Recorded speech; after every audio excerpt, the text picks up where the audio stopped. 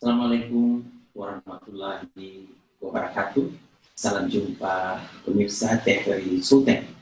Kembali kami hadir dalam mengantarkan review akhir pekan dengan judul Pilkada 2020 Butuh Sportivitas.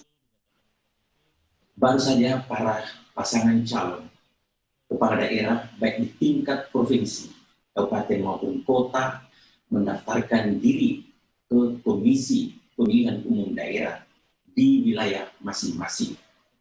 Pendaftaran ini berlangsung dengan damai dan aman, serta dalam kondisi yang sangat membahagiakan. Bukan saja para paslon, tapi juga para pendukungnya. Dan tentu kita berharap kedamaian ini terus berlangsung.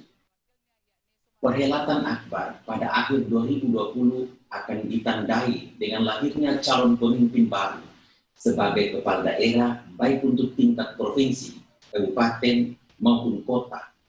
Pasangan calon kini telah mendaftarkan diri ke kantor Komisi Pemilihan Umum Daerah, tempat di mana calon tersebut akan memperebutkan kursi orang nomor 1 dan nomor 2. Untuk tingkat provinsi, pasangan gubernur dan wakil gubernur hanya ada 2, sehingga head to head tidak mungkin dapat dihindarkan dan dipastikan ini hanya akan berlangsung 1 putaran. Untuk calon kepala daerah kabupaten kota, terdapat beberapa wilayah yang jumlah paslonnya lebih dari 2, termasuk pasangan calon wali kota dan wakil wali kota Palu. Dalam perhelatan ini, selain merupakan pesta demokrasi yang sangat dinantikan, juga syarat dengan pengharapan agar semua peserta senantiasa mampu mengobarkan kebersamaan, sekalipun dalam hal yang berbeda, baik itu latar belakang maupun apa yang menjadi target terakhir. Kesadaran awal yang perlu dikedepankan adalah bahwa teori apapun yang digunakan dan doa apapun yang dipanjatkan, yang akan keluar sebagai pemenang hanya 1 pasang calon. Itu artinya pasangan lainnya harus menjadi pihak yang bukan pemenang. Selama ini banyak peserta pilkada terkadang hanya ada 1 di pikirannya, yakni harus menang, tanpa pernah memahami bahwa pasangan lainnya juga demikian pemikirannya. Saling memahami dan menyadari bahwa hanya akan ada 1 pasang yang menang, maka selain berjuang mati-matian untuk meraih kemenangan itu, tetapi juga selalu berbesar hati jika pada akhirnya Allah berkehendak lain. Pesta demokrasi hakikatnya adalah berjuang untuk menang, tetapi menerima jika akhirnya dinyatakan kalah. Itulah yang dimaksud dengan sportivitas. Memang terlalu mudah diucapkan kata demokrasi, namun dalam hal implementasi terkadang jauh dari yang sesungguhnya. Lawan tanding dalam pesta demokrasi seringkali menjadi pihak yang terus berlawanan hingga waktu yang cukup lama, bahkan hingga pemenang telah akan mengakhiri masa jabatannya.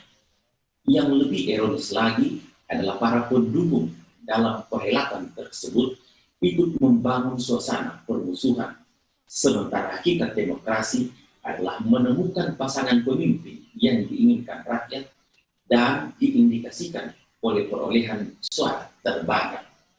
Tidak satu pun pasangan yang tidak menginginkan kemenangan, tetapi garis tangan dari Allah harus pula dikedepankan agar dalam melakoni hidup ini tidak berpikiran hitam putih. Panjatkan segala doa kepadanya agar hati para pemilih tergerak untuk menjatuhkan suaranya kepada pasangan yang dibanggakan.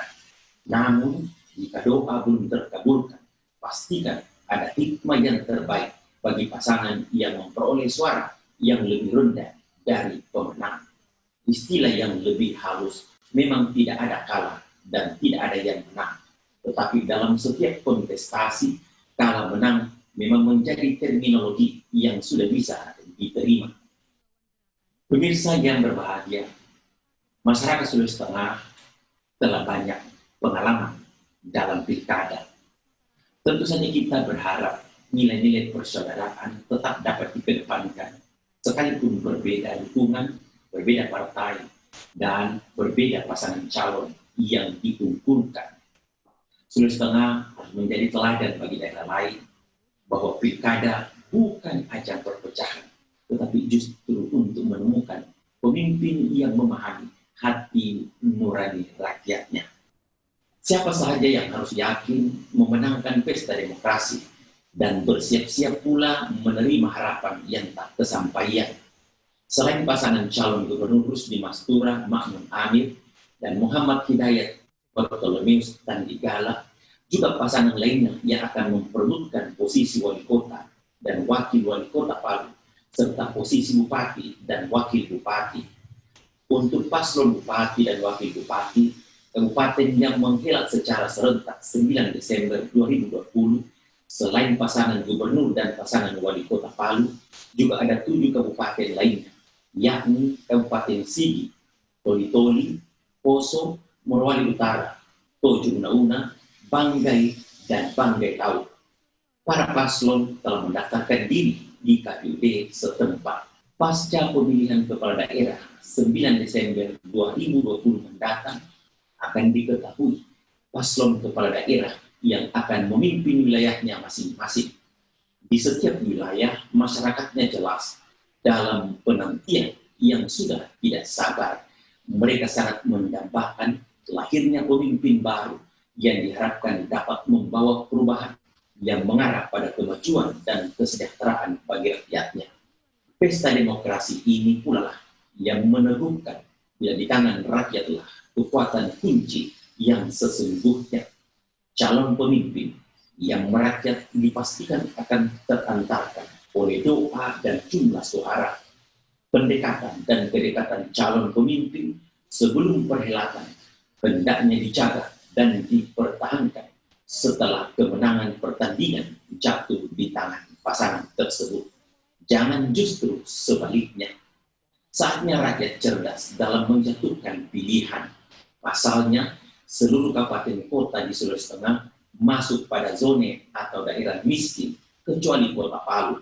Ini artinya, Sulawesi Tengah dan seluruh kabupaten memerlukan pemimpin yang selain mampu berikrar, juga mampu beristighfar jika telah ingkar atas janjinya dalam melakukan perbaikan.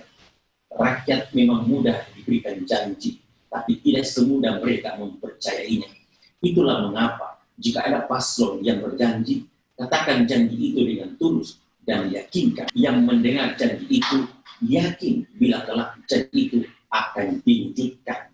Sebagai masyarakat, mereka harus dibahagiakan melalui langkah pensejahteraan.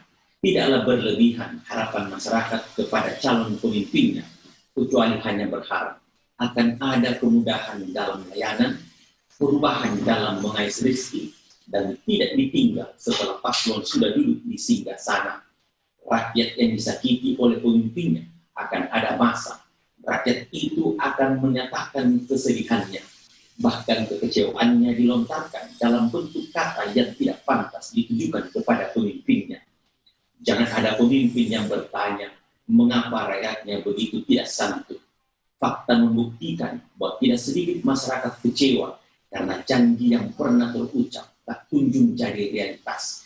Rakyat yang kecewa akan melakukan apa saja, sebagaimana yang sering kita saksikan di sejumlah daerah di tanah air.